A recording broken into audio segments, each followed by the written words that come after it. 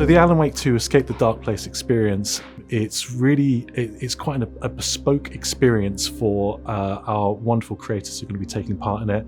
It's designed to pull on their psyche and to hopefully create uncomfortable experiences, but also to rely on their knowledge and experience to be able to escape the Alan Wake Dark Place. I think just the general ambiance is always good, because people throw like jump scares at you all the time, but anybody can do that. But to craft good atmosphere, good story, good lighting, good sound, it all coalesces into one horrible afternoon, but in a good way.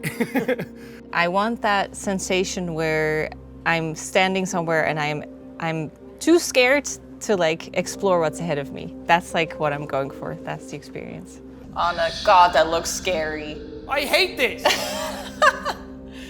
Initially going into it, it's very alien because, you'd think, we'd be in the same room working together, but we were separated. Yeah. And we then had to kind of learn that I had a sort of 360-degree view of this whole environment whilst you were kind of in this secluded office space. You had what was in front of you. Communication was key, for Yeah, sure. absolutely, If you're bad at communicating, you're not going to complete this.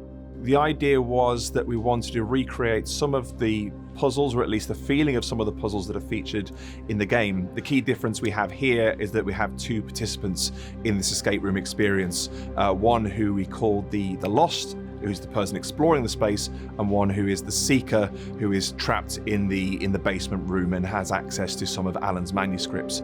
I especially loved the bit where I got a page where it described what you were doing, and you actually were literally doing that. It was so good. I thought it would just be like general scary things. Yeah, But the fact that I rounded the corner and saw pictures of my face with eyes crossed out, and I was like, oh, this is real. For me, a great horror experience is, it really comes down to sound. I'm a big sucker for great sound. I think that really sold the entire space. We were working in that space, setting up for 3 days, and it didn't feel creepy until the moment that sound kicked in.